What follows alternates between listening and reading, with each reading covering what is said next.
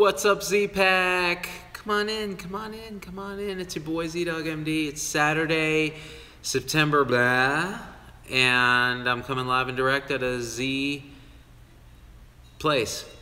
And I'm just here today. It's casual. There's no Tom and Logan. We might do a Facebook thing later, but I just wanted to discuss our newest video, Say Something, and also answer questions. High novel idea, and connect with y'all, because that's what we're going to do on YouTube. We're going to connect. Dude, Super O Gamer says, I love you and your songs. I'm a starting YouTuber, and my mom loves watching you. Dude, that's awesome. I love corrupting the youth. Can you explain how naturopathic schools are a thing? Because the idea that it can be accredited and an accredited degree is horrifying to me. 4 LOS comments. So 4 lost comments. There's a ex-naturopath named, I'm forgetting, Britt Hermes. And she goes by, she has a blog called the Naturopath Diaries, and she talks about and kind of exposes the inadequacies of naturopathic education. Again, I know some naturopaths who are fantastic human beings and who care deeply and spend time with patients, and I think that's where their response comes from, is a very strong placebo effect. But if you think that they get the same training that Western doctors get in terms of understanding the actual basis of disease, then maybe check out her blog and see what you think there, because you might be in for a surprise. Do you have a Snapchat? Baylor Lubbock. No, I don't. It's the one thing that I don't do because I don't understand Snapchat. I never quite got why you would want to do something that would then go poof, because I like my mistakes to last forever. Also, don't like dick pics. Don't want them. Shared the vid with my unit last night. Had a few of my fellow RNs tear up. Thank you for your work, Doc Silent No More, Philip Mondahar.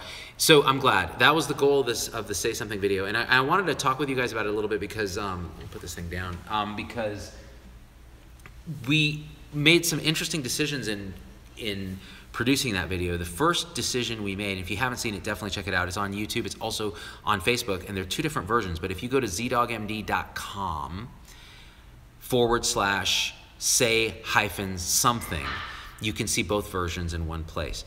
One version, the YouTube version, has a duet with Dr. Michelle Legrone, who's an incredible psychiatrist out of Austin, and she sang the heck out of that track. And the other version is just me.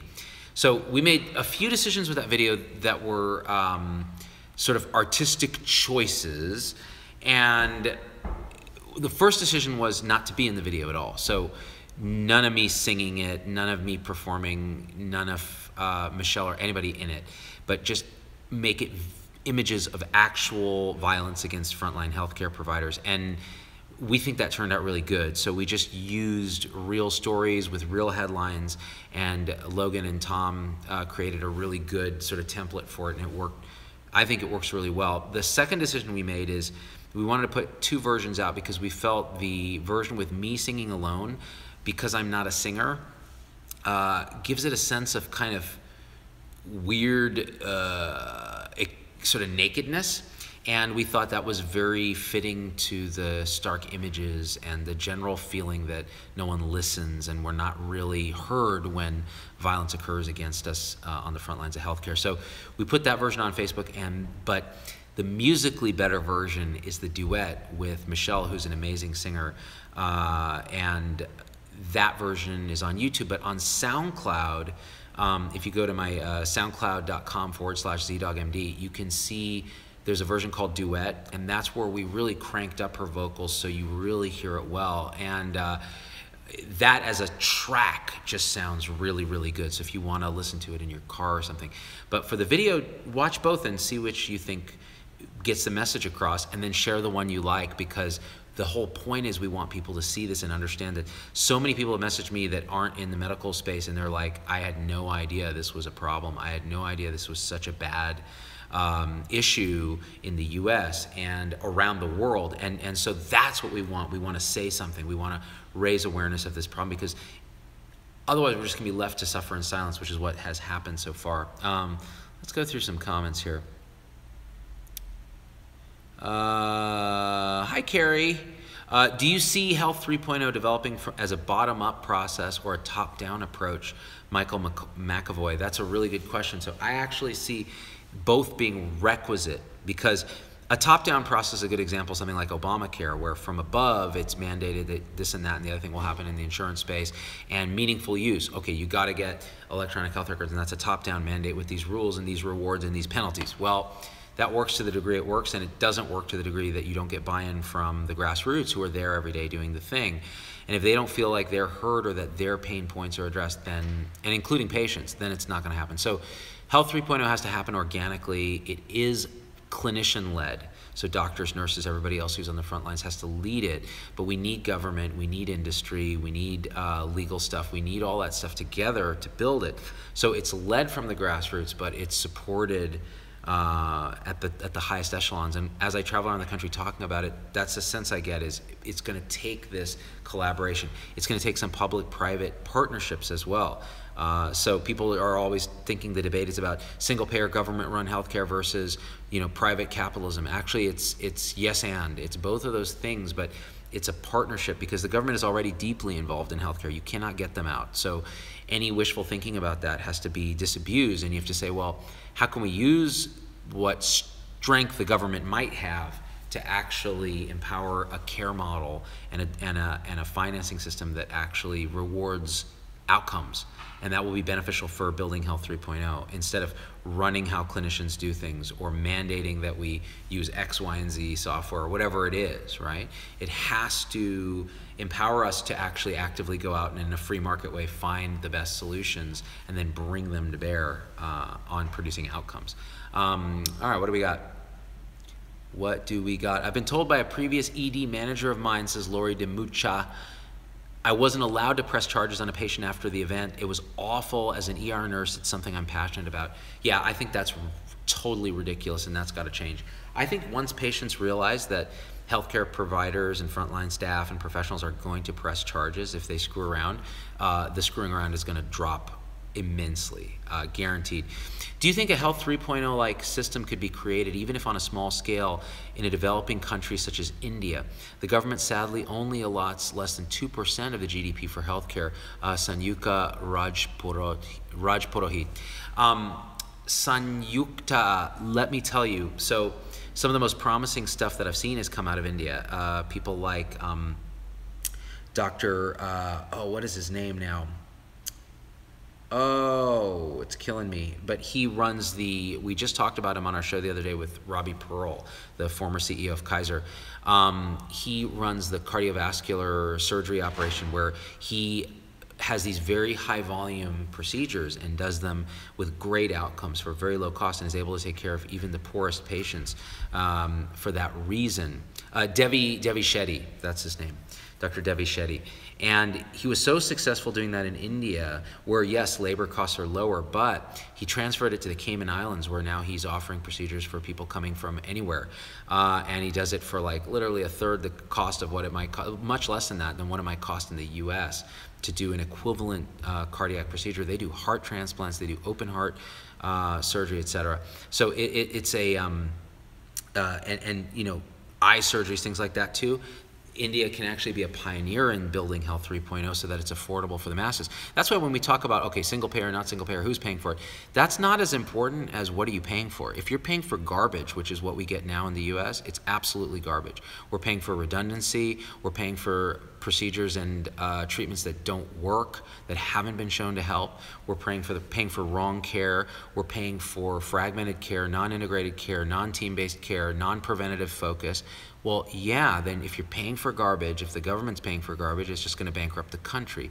As it is, it's bankrupting the country, but it's doing it in a very slow but sure way through private industry. Hey, sweetie. And so, so that's my long answer to your short question. Liz Norman, much of violence against healthcare workers in the critical care comes from delirious encephalopathic patients. It's very difficult to control that, Liz Norman. Yeah, but you can actually put mechanisms in place to try to ameliorate that risk, and we can get support from administration and from training to lower that risk. It's never going to be zero, but what we're, hey sweetie, what we're really talking about is patients who volitionally do this, patients and family members who volitionally do this, and they think it's okay. Hey, do you mind? I like your playing, kind of. Here, I tell you what, I'm going to take that for a second because I like to hold it because it makes me feel cool, even though I have no idea how to play it.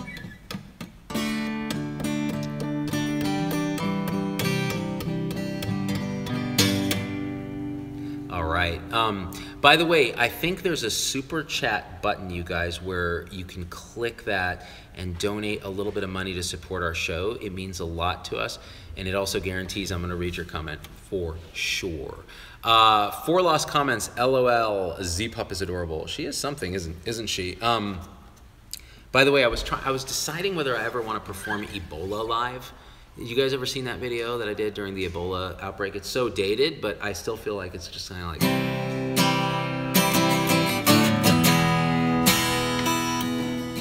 I caught it in a town in West Africa where the state of public health isn't what it was in Pensacola. C-O-L-A-Cola. She walked up to me and I asked her what's up. She looked kinda hot and in a raspy voice she said Ebola, Ebola, Ebola.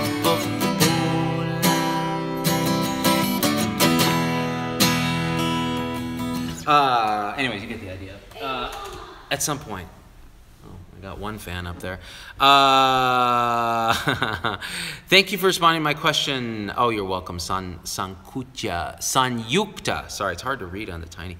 Much respect and mad love to the adorable Z-Pups. Love Ebola, says Liz Norman. Hypercalcemic patient last year. Yep, ICU pulling everything out. Nearly tore the central line out. That'll do it, K-calcitonin polypeptide. Hypercalcemia will make you cray-cray. What is the...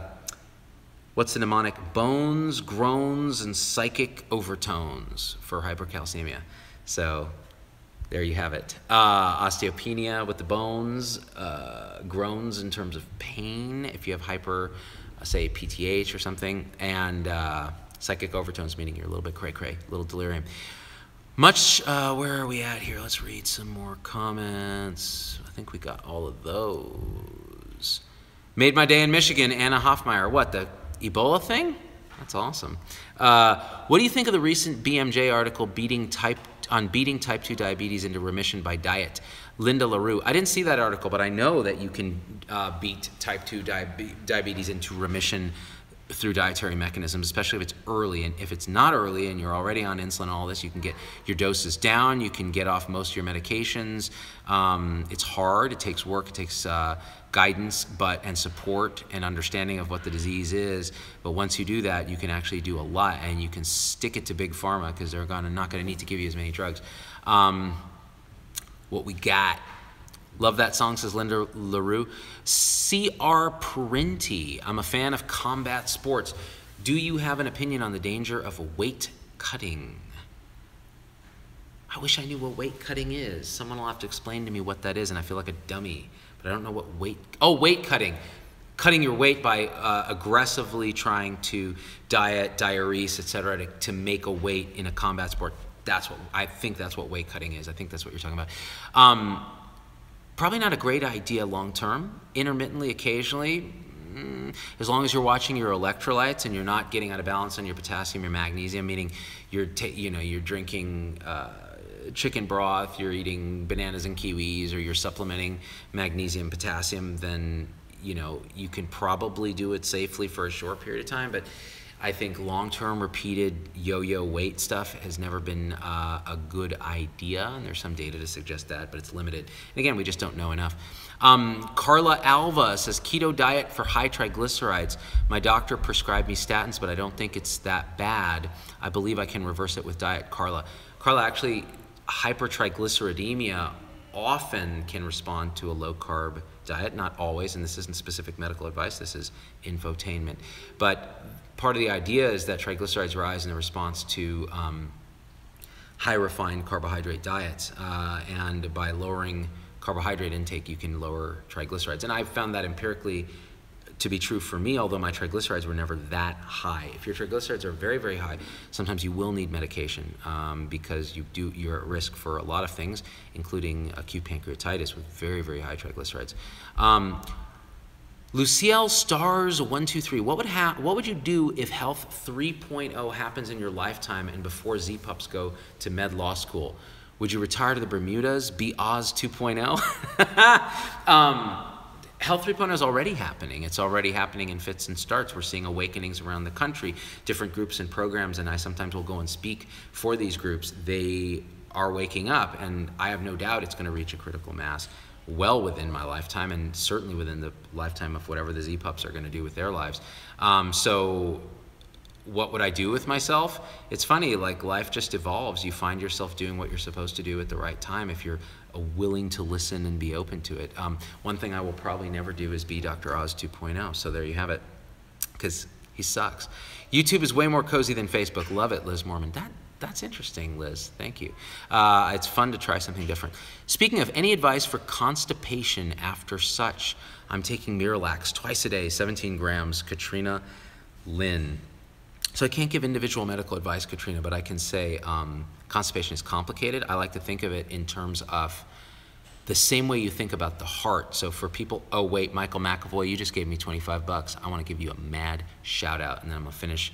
Thank you, Michael. That $25 super chat helps us a lot. It supports paying our bills. It supports paying Logan and Tom so they can produce amazing videos. So thank you. So back to the constipation issue. I like to think of it in terms of the heart.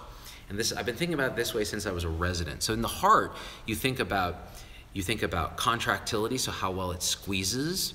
You think about preload, which is how much blood is coming into the chambers of the heart and loading it up, ready to squeeze out. And you think about afterload, which is how much resistance is the heart facing when it pumps blood. So afterload is like your blood pressure, how stiff your vessels are, valve problems, if your pulmonary circulation is messed up, your pulmonary circulation, et cetera, et cetera, et cetera. Preload is, how much blood is in the tubes. Do you have enough fluid? There's different subtleties into preload as well. And then contractility is, again, how good is the heart muscle at squeezing? Well, in terms of constipation, you can think of constipation exactly the same way, except instead of the heart, you're talking about the colon and the intestines. And they also have smooth muscle in them, and they also contract. They also face afterload and preload. How much poop is coming into the system? How much water is there in there? How lubricated is it? That's afterload, right? Like how much resistance are you pushing against? And how much contractility does the colon have? So in other words, how much is it stretched and how much is it able to squeeze? So when you think about contractility, you think about something like Miralax. What it's really doing to some extent is it's pulling in water, and that's, it's providing lubrication, so lowering afterload. It's also improving stretch because you're getting a bulkier poop that then allows the squeeze to happen a little more efficiently unless you overdo it. You can fall off that curve if you overdo it, the so-called Starling curve for the heart. It's different for the colon because I'm making it up for the colon. And it can draw in fluids, and there's also kind of a bit of a stimulant effect all in one. So you think about anything in constipation that way. So if you've already maxed out the preload stuff, then maybe you want to go with contractility, something like Senna that stimulates the colon. Maybe you want to reduce afterload more with something like Colace, which is more like a detergent effect, or mineral oil, which is we don't use that much. That sort of thinking. So that's how I like to think about constipation when I'm treating particularly patients who have difficult issues around their bowels, like opioid constipation, etc. Yeah. Liz Norman, first time I've heard a Starling curve analogy for poop. Hey man, I just keep it real for you, Liz. Speaking of which, will Tribe Talk ever make a comeback? I miss all the F-bombs, Lucille Stars, 1, 2, 3. Yeah, we still curse quite a bit, but the true Tribe Talk, where we're just unfettered, we'll do that sparingly.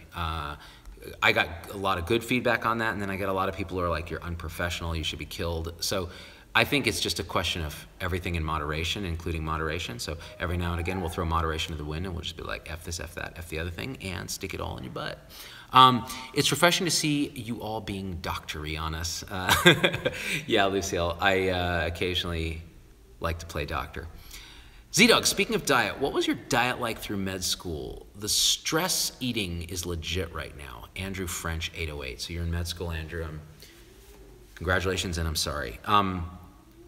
When I was in medical school, I went through phases where I would get really in these health kicks and I'd eat nothing but tofu, right? And this was in the 90s. And now it turns out, well, tofu has a lot of phytoestrogens in it, and that may explain why I had man boobs for a while. Or, you know, everything in moderation. Now, I used to eat it, then I'd fall off the wagon, I'd eat a shit ton of pizza, all the kind of crap that you stress eat when you're studying. And not only that, but I would sit on the porch occasionally and smoke a cigarette with my classmates. Horrible idea, but it stimulated our brain. Terrible, terrible and unhealthy. But if you're gonna do unhealthy stuff, probably in your early 20s, late 20s, whenever you're in medical school, a lot of my colleagues were actually in their 30s when they were in medical school, do it then and do it in moderation and snap out of it. But the problem is a lot of the habits you're going to form for later in life are going to be sort of formed in those years. And if you think stress goes away after medical school, then you better think again. So learning to handle stress without eating through it is going to be a skill set that's going to come hard won, but it will come if you focus a bit on it, especially a little later in your medical school path. Because initially, sometimes it's good to just eat a whole damn pizza and study and have that comfort, you know? I wouldn't deprive people of that. What we got. Do you know anyone? No, I don't. Let's see. Coming from a telemetry unit, loving the analogy of the colon and the heart, Philip Mondahar.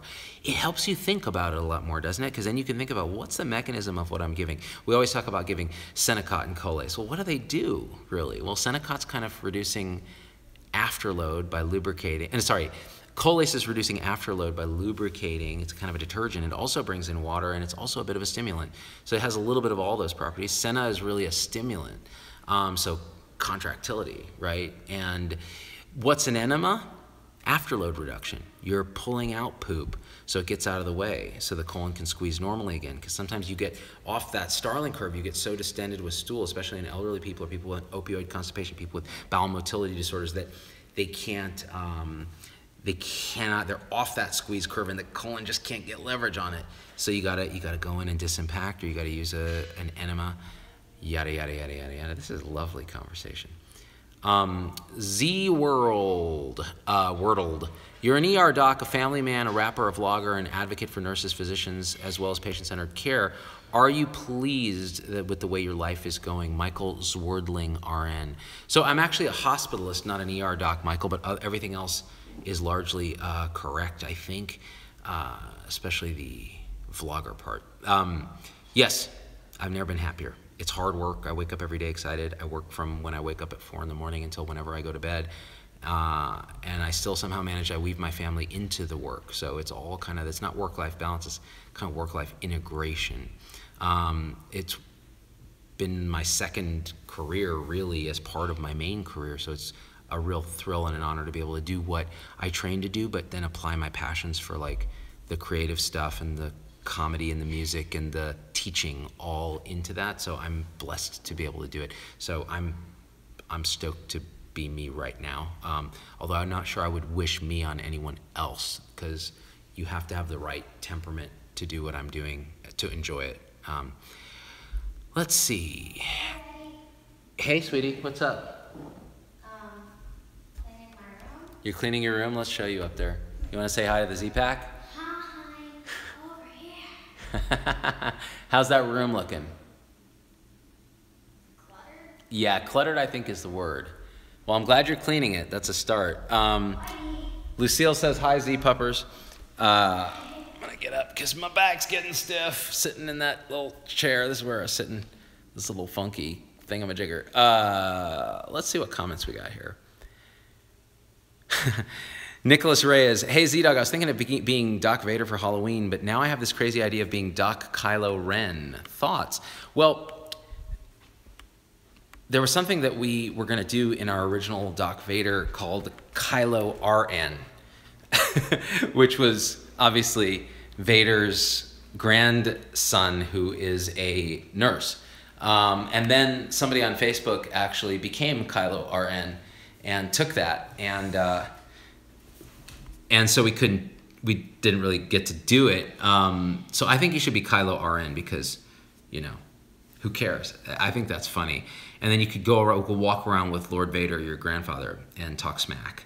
And you could speak to his smoking helmet, you know. What orders, Lord Vader? That's dumb that I came up with. Let's see. You could downgrade your house and fund your show, Lucille Stars. Not really, because it's in Las Vegas and the house is really not that expensive. We bought it at the bottom of the market. So if I tried to downgrade now, I'd get less house for more money, which is a problem. They want to cut back on the Patreon funding because of my house. No, that's exactly why you want a Patreon fund. Actually, none of that money goes to me. The Patreon money, it all goes directly into the show. So we use it directly to fund videos, to fund our internet bill, to run the show, to pay Tom and Logan. So if you're worried about me being rich, first of all, don't worry about that because it's not true, because there's a thing called debt. But second of all, know fully well that the Patreon, that, you know, I've invested a ton of money in the show, and I don't think I'm ever going to get that back. It's more like a passion project for me, but to keep it sustainable, we need income to make it run. Otherwise, we gotta. Luckily, we have some corporate sponsors, but the thing is, I would rather not do that. If I could rely on you guys to contribute and donate, it helps us so much more to stay completely commercially unentangled. And we pick our sponsors wisely, but still, look, they're sponsors. So if you want to avoid any even semblance of being betrothed to anyone, then we need to be fully crowdfunded. And to do that, y'all's support is deeply appreciated. It's required, actually. At some point I might do a show on this, but again, I haven't decided because I can pursue the corporate sponsorships, but you know. So let's see, Carrie R, I donate monthly through Patreon. Do it, people. I can't give a lot, but every little helps. That's absolutely right, Carrie. Thank you for being a contributor. Even $1 a week, that's so, look, it buys, you don't understand, like our internet bill at the studio is something like $600 a month because we need high-speed business internet. And every little chip away at that helps us to survive as an entity. Philip gave another gift, $20, just because the Z-Pups are adorable. You know what? I'll tell you what, Philip Mondahar, thank you for giving money. I'm going to tell them that I got $20 because of them, and I'm going to give them 50 cents because I want them to learn the value of $1. Thank you so much. That really means a lot to me and to the show. So paramedic film student, would love to work on some of your videos, DJ Kendall. So DJ, I get a lot of people who offer their services, which is great. It's much harder than you think to work with us because Tom and Logan are actually professional. They film school graduates, cinematographers. They had a very lucrative company before they quit it all to work with me. It means you have to live in Las Vegas. It means you have to basically put up with us and work really, really, really hard. And people don't understand what that means until they try to do it. And they're like, ah. Now, speaking of which, but I appreciate it, Karen McBrayer just hit me with a really big donation. And she says, I just discovered you a couple months ago in Florida. Too late for your show, but first thing I do in the AM, surgery nurse RN for 41 years. Thank you so much. Karen McBrayer, thank you, really, for everything you've done. 41 years working with surgeons. I don't know how you do it. I can't even do it for more than 20 minutes as a consultant. Thank you for your generous donation. Really, seriously, really from the bottom of my heart. It means something to me because it means you value what we do and we can keep doing it. And that your donation is actually going to really chip away at our expenses. So thank you. And thank you, Philip. Thank you. Actually, let me see who's so far has super chatted with me and donated. Philip Mondahar, Karen McBrayer, Michael McAvoy. Thank you, thank you, thank you, thank you, thank you. Let me go back to everyone's comments. There we go. Yeah, Karen McBrayer be setting the bar at $100. Lucille Stars. And you know what? You don't need to give $100 to actually make a difference in the show. Like even $1 makes a difference in the show. Believe me, and it means a lot to us. But Karen, we really appreciate what you did because if I support a lot of I support a lot of artists myself with donations and have before we started our show. Now I'm like, well, every free dollar has to go to supporting the show. But you feel such a sense of, okay, I'm supporting something I care about that is making a difference in the world. If you think that's the case, then you should feel good even if you give 50 cents. Like, it's just a big deal to us. Chica Jezebela, I don't have any questions, Z-Dog, but I just want to offer my continued support. Thank you. Thank you, darling. That means a lot to me. Hitting share means a lot to me. Sharing the show, telling a friend, that actually is the equivalent of a donation in many ways, because it grows our reach, which is very important in the age of decreasing attention spans. If I won a 9-figure lottery jackpot, I would most definitely help fund the cause, and you can hold me to that. Lady T, I am going to hold you to that, because when I read about Lady T winning that next Mega Millions, I'm going to be like, girl, don't forget the Mega Z. Gibran, can you notice me? I notice you, Gibran. Like the video. I'm glad, Gibran. That means a lot. Let's see, 41 years, you're amazing, Karen. I'm barely past my 3rd year, Philip Mondahar. Yeah, Karen's amazing. Jennifer Dupree, curious how you feel about imaging techs being on call, or call in general. I'm a sonographer and hate it with a passion. Rarely do I get called in for something legit, Jennifer. I know, well, and my wife being a radiologist and working nights for telerades is often on the phone with you guys when you get called in by the ER or whoever's ordering it, and trying to hash through what to do. So no, I feel you. I don't have a magic answer, because when we need you, then we really need you, right? But you're right, a lot of times it's BS. So it's better education as to what's an appropriate study, especially after hours. Lady T got us. Well, guys, I mean, you guys got more questions? If you got more questions, I'm gonna sit here for another 30 seconds. I'm gonna take your questions or your comments. And then if there ain't questions and comments, we're gonna bail, because I'm gonna go play with my kids a bit, maybe get a 15-minute power nap on, and then start editing some video, because the next thing we're working on is Dr. Man, which is our Elton John parody. You guys are gonna like it. It's silly, it's silly. I don't think it's a viral thing, but I think it's a fun thing. Like, it's a passion project of mine, so hopefully you guys enjoy it. I'm not new, but I still love you. Where's my Sweet Home Alabama on the guitar? Teresa Evans. I put the guitar over there. Otherwise, we could have done that. Little Sweet Home Alabama. What can we do about violence against healthcare workers? We got to speak out, Alian Pollard. We have to, first of all, make people know it's a problem. Second of all, never be silent about it. Press charges, do all those things, even if the administration's treating us like crap. So stay tuned. We're going to be talking more about this. Are you still watching Only in Japan, Carrie R? Yeah, I love it. I don't know why I love John Dobb and his Only in Japan. It's a great YouTube channel. What video do you talk about healthcare? What video do you talk about healthcare? Zoffner. Pretty much every video I do, Zoffner. So hopefully check through the catalog and you will see that healthcare is our sort of main bread and butter. Did you see my prior comment regarding Marty Macri? No, I didn't, Michael McAvoy. Can you repeat it? And I don't know who Marty Macri is, or I know the name somehow, but it's not connecting to who that person is. So hit me up.